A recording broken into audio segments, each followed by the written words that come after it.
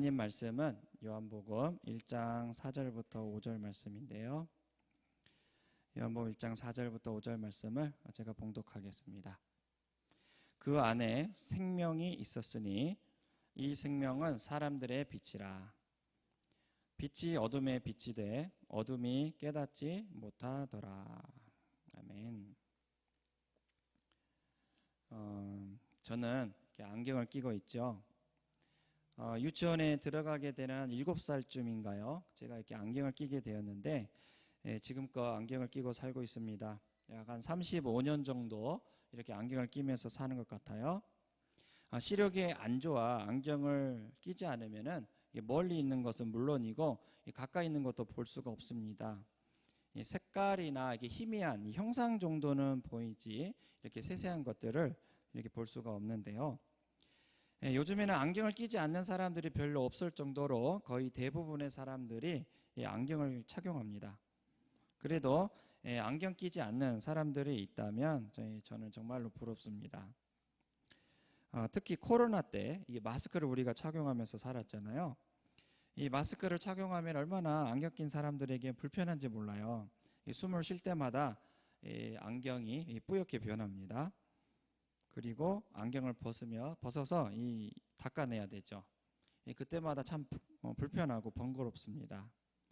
또 달리기를 하거나 이게 빠른 걸음을 걷다 보면은 숨이 차죠.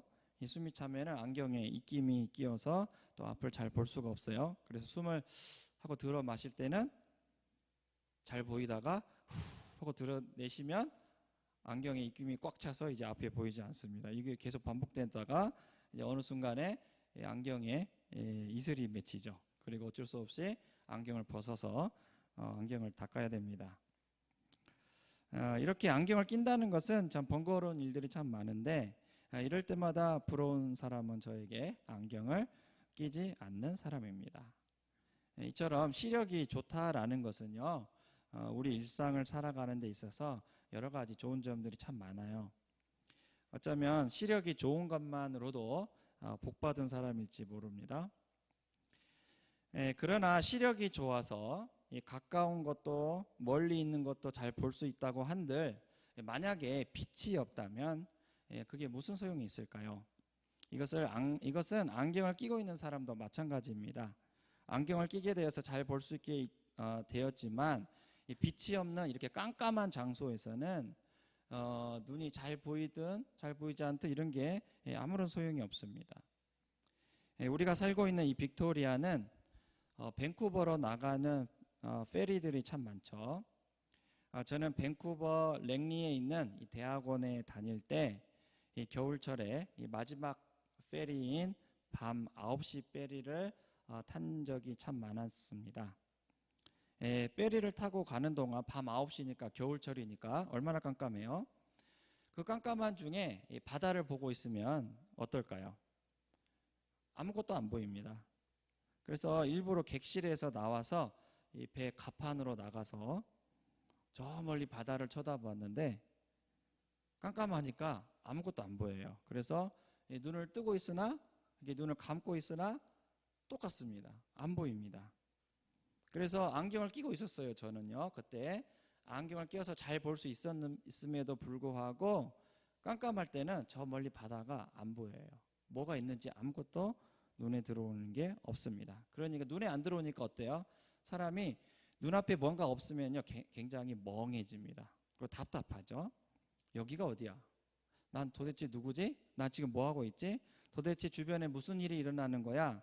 하고 어떤 판단이나 어떤 감정이 생기질 않아요. 어둠 속에 있으면 그렇죠. 뭔가 느끼기도 참 불편하고요. 뭔가 생각하는 것도 굉장히 불편하고 그냥 바보가 된 것만 같습니다. 만약 그렇게 깜깜한 상태에서 뭔가 탁 소리가 나면 어떨까요? 그게 소리가 나는지 뭔지 그게 탁 확인하고 싶어요. 뭐야? 거기 누구예요? 이게 무슨 소리지? 하고 이렇게 생각을 할 수 있지만 도대체 그게 뭔지는 판단이 되질 않습니다. 알 길이 없어요. 왜 그럴까요? 빛이 없으니까요. 안경을 끼고 있어도 잘 볼 수 있어도 빛이 없으면은 그게 뭔지 참되게 판단할 수가 없는 거죠. 이처럼 성경은 우리의 모습이 딱 이와 같다고 말합니다. 비록 우리가 잘 볼 수 있는 눈이 있어도 빛이 없으니까 제대로 볼 수가 없는 것이죠. 가까운 것도 멀리 있는 것도 볼 수 있는 눈은 있지만 빛이 없기 때문에 그 시력이 아무런 쓸데가 없는 것입니다. 반드시 빛이 있어야만이 우리는 제대로 볼 수 있는 거죠.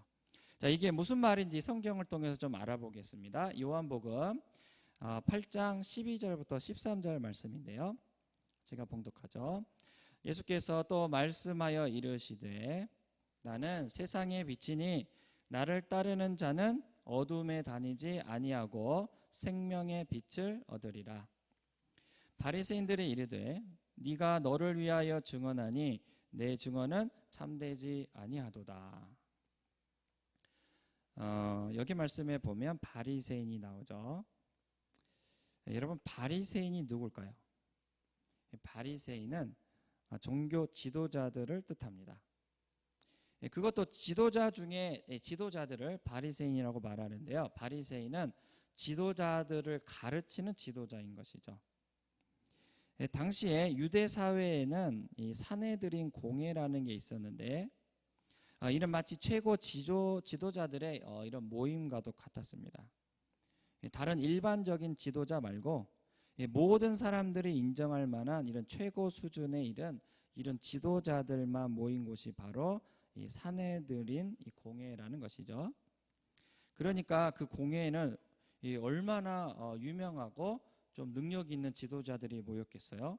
정말로 모든 사람들이 인정할 만한 이런 최고 수준의 성경 지식을 갖고 있는 그런 교수님과 같은 분들이 모였을 겁니다. 그리고 성경 구절을 어디를 피더라도 이 구절 말씀은 이런 뜻이야 하고 사람들에게 가르칠 수 있을 만큼 이렇게 술술술 가르칠 수 있을 만큼 지식이 많았을 거예요. 이게 성경에 능통한 거죠. 또 그들은 얼마나 거룩한 생활을 했을까 생각해 보면 이 도덕적으로 나쁜 짓을 하지 않을 뿐만 아니고 이 성경에서 말하는 모든 이 율법들을 지키며 살았습니다. 의식, 예배를 어떻게 드려야 되는지, 또 어떻게 우리가 하나님 백성으로 살아야 되는지, 도덕법은 어떻게 지켜야 되는지, 제사법은 어떻게 지켜야 되는지 이거 다 공부해서 이 율법들을 지키며 살아가는 사람들이었고, 심지어는 일주일에 밥을 2번씩 굶어가면서 기도를 드렸어요. 이게 금식 기도죠. 밥 안 먹고 기도하는 것입니다. 밥 안 먹으면 얼마나 배고파요? 그런데 그들은 밥을 안 먹으면서 기도 생활을 했어요. 왜 그럴까요? 그만큼 내 욕망을 버리고 내 욕심을 버리고 오직 하나님만 찾습니다. 이렇게 경건하게 살고 싶습니다 하는 마음으로 금식을 하면서 기도를 드린 겁니다. 이러한 경건한 모습을 보면서 주변에 있는 많은 사람들이 이렇게 생각했을 거예요. 야, 나도 바리새인들처럼 신앙생활하고 싶다. 야, 얼마나 그렇게 열심히 하나님을 믿는지 저렇게 밥도 안 먹고 기도를 하는구나. 그렇게 말씀을 잘 지키는구나 하면서 모든 사람들의 롤 모델이 되었을 겁니다. 그리고 그들은 지식이 많으니까요. 인생 상담도 잘해줬어요. 힘들고 어려운 사람들을 만나면 어떻게 인생을 이렇게 살아야 될지 저렇게 살아야 될지 가르쳐 주었습니다. 신앙 상담도 하고 진학 상담도 하고 신앙 상담도 하고 아무튼 뭔가 어떻게 해야 될지 모르면 그렇게 자기의 지식이 많으니까 많이 가르쳐 준 거죠. 하지만 그들에게는 치명적인 문제가 있었어요. 그게 뭘까요? 바로 어둠에 사로잡혀 있었다는 겁니다. 빛이 전혀 들어올 수 없는 이런 칠흑 같은 어둠에 갇혀 있었기 때문에 그들이 밝게 볼 수 있는 눈을 가졌어도 아무런 소용이 없는 것이죠. 이러한 장면을 13절 말씀이 보여주는데요. 요한복음 8장 13절을 읽어보겠습니다. 바리새인들이 이르되 네가 너를 위하여 증언하니 네 증언은 참되지 아니하도다. 여기 말씀처럼 생명의 빛이신 예수님은 분명히 그들에게 이렇게 말씀했습니다. 내가 바로 생명의 빛이다. 오늘 우리 찬양했잖아요. Light of the world.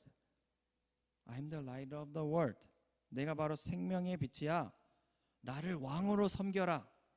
그러면 밝게 볼 수 있단다. 하고 자기를 왕으로 모시라는 그런 예수님의 말씀을 들은 그들은, 그 바리새인들은 어떤 마음이 딱 들었냐면 오늘 말씀처럼 네가 너를 위해서 증언하니까 너 증언은 참될 수가 없어. 굉장히 그 예수님의 말씀에 기분 나빴습니다. 아니, 나보다 나이도 어린 게 어디 어른한테 이래라 저래라 하는 거야? 그것도 나처럼 신학교도 나오지도 않았고 사내들인 공의원도 아니고 어디 구석진 시골 갈릴리 출신 주제에 너는 참 버릇도 매너도 없이 좀 건방진 거 아닌가? 하면서 나를 왕으로 섬겨라, 내가 바로 세상의 빛이다 말씀하시는 그 예수님을 싫어했던 것이죠. 근데 진짜 그 말은 사실이었어요. 예수님은 정말 학교를 나오지 않았습니다. 30세쯤 되는 그런 유대 청년이었어요. 학교를 나오지 않으니까 글을 몰라요. 문맹인이었고 출신도 어디 서울 저기 수도권 출신이 아니고요, 어디 지방 깡촌 시골 갈릴리 출신이었어요. 이런 것을 볼 때마다 어떤 생각이 들겠습니까? 어이? 저분이 세상의 빛이라고? 나는 그렇게 안 보이는데 했을 겁니다. 어디 믿을 만한 구석이 없었던 거죠. 그런데 그러한 사람이 최고 지도자, 당시 최고 지도자라고 불렸던 바리새인들, 곧 나한테 나를 왕으로 섬겨라 라고 그렇게, 그러면 생명의 빛을 주겠다라고 말하니까 정말 눈꼴 사나웠던 것입니다. 결국 바리새인들은 철저하게 예수님을 무시했어요. 그리고 자기가 본 게 맞다고 생각했습니다. 정말 아무리 보아도 예수는 생명의 빛을 줄 만한 사람이 아니었기 때문이죠. 그리고 그런 사람을 내 주인으로, 내 왕으로 섬기라고 안 되는 것이죠. 자신은 잘 볼 수 있었다고 믿었지만 정작 생명의 빛이신 예수님이 그들에게 없었으므로 그들은 결국 어둠에서 헤맸던 것입니다. 얼마나 많은 사람들이 이런 모습으로 교회 다니는지 모르겠어요. 하나님을 아는 지식도 있고 성경도 잘 알고 다른 사람들을 가르치 있을 만큼 신앙적인 경험도 많은데 그러한 자기 자신만을 믿고 정작 생명의 빛 대신 예수님을 왕으로 섬기지 않아서 여전히 어둠 속에 사는 사람들이 있다는 것입니다.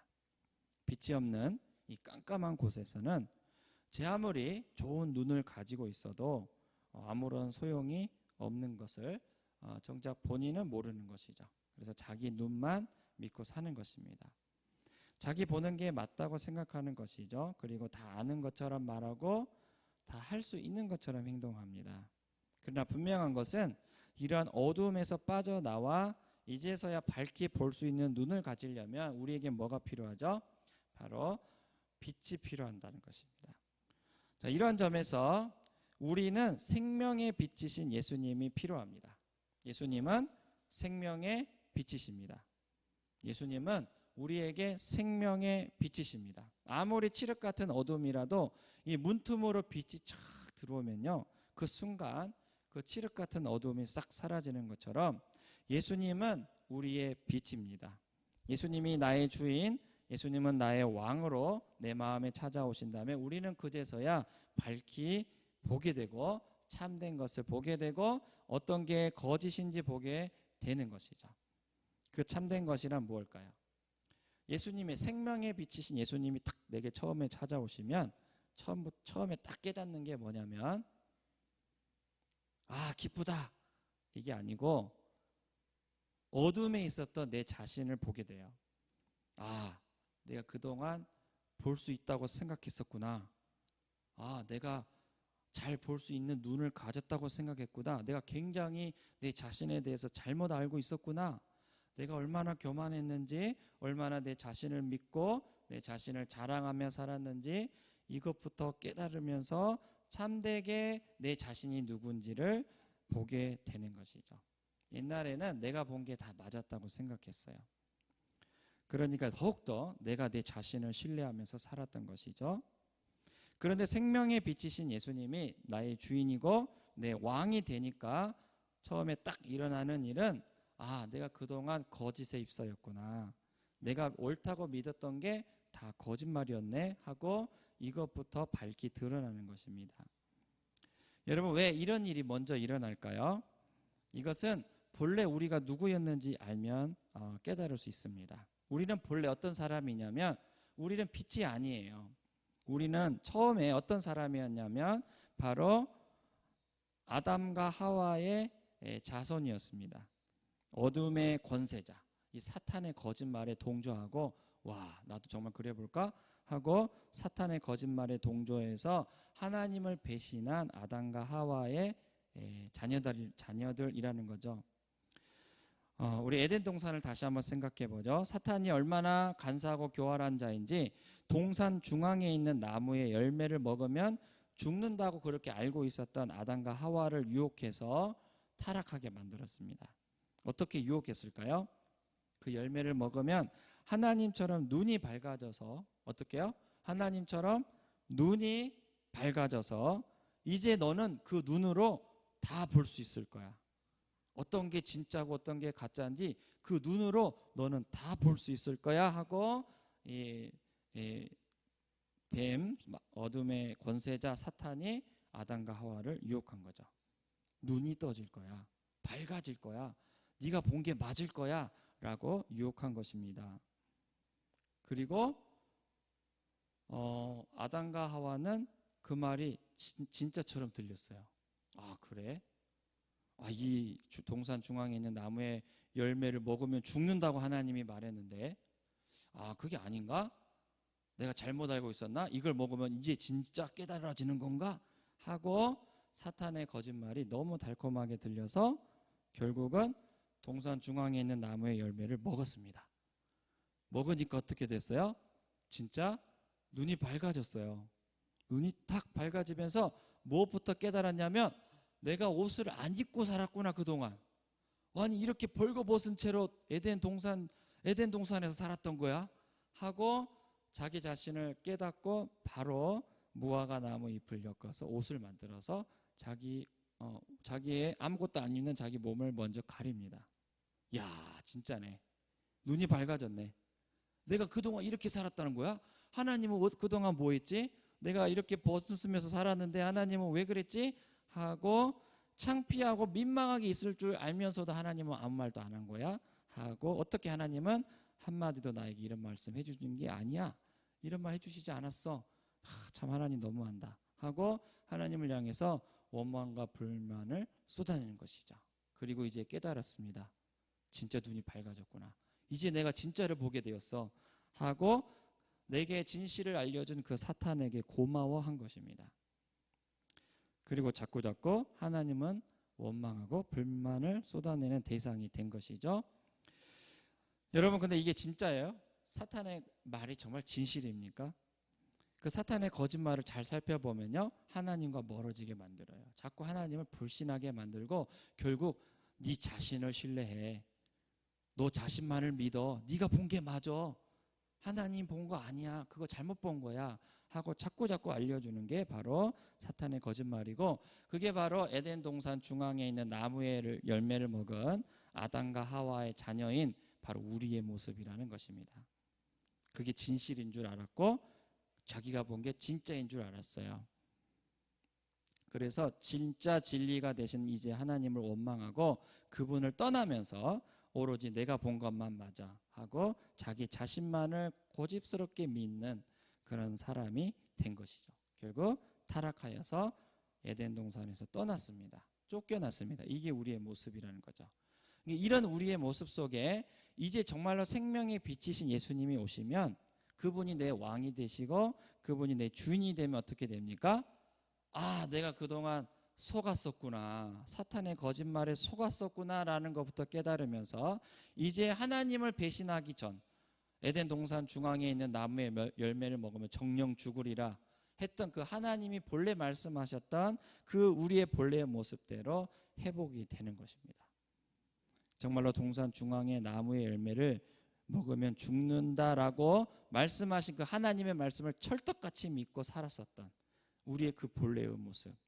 오직 하나님 말씀만 믿고 맞아 먹으면 안 돼. 오직 하나님 말씀만 믿고 따랐던 그 우리의 본래의 모습으로 순종하는 말씀에 오로지 순종할 수 있는 그 모습으로 이제 회복이 되는 것이죠. 왜냐하면 생명의 빛이신 예수님 때문에 이제서야 지난날의 모든 거짓말, 그 사탄의 거짓말에서 내가 살았었구나를 깨달으면서 그 거짓말에서 벗어날 수 있기 때문입니다. 아, 그동안 내가 본 게 틀렸구나. 내가 옳다고 믿은 그 모든 믿음이 완전히 거짓이었구나, 헛거였구나 하면서 자기의 참된 실상을 보게 되고 이제서야 오직 하나님만 내가 섬길 최고의 주인으로 인정하게 되는 것입니다. 생명의 빛이신 예수님이 내 마음의 주인이 되시면 이때 찾아오는 확신은 이 세상의 그 어느 누구도 흔들 수가 없어요. 자기 목숨의 위협을 당한다 할지라도 결코 흔들릴 수가 없습니다. 그리고 이때 찾아오는 기쁨은 정말로 값지고 귀해요. 정말로 어둠의 권세에서 빛의 나라로 옮겼을 때 그 기분은 정말로 값지고 귀한 것이죠. 뭔가 책을 읽어가지고 뭔가 귀한 깨달음을 얻는 그런 정도의 수준이 아닙니다. 이때 얻어지는 깨달음은 정말 죽었다가 살아나는 기분이에요. 아차 할 뻔한 그런 죽음에서 다시 생명으로 옮겨진 그런 수준의 정말 값지고 귀한 기쁨인 것입니다. 그 내 존재의 중심으로부터 샘솟는 이런 확신이고 또 내 영혼이 이 새로운 영혼으로 바꾸어지는 정말 깊고 신비하고 정말 이 세상에서는 찾아볼 수 없는 그런 기쁨이 이 하늘로부터 내 영혼에 충만하게 임하게 되는 것이죠. 그래서 예수님께서 말씀하신 그대로 정말 생명의 빛을 얻게 되는 것입니다. 그래서 이사야 60장 5절 말씀에는 이런 말씀이 있는데요. 한번 봉독하겠습니다.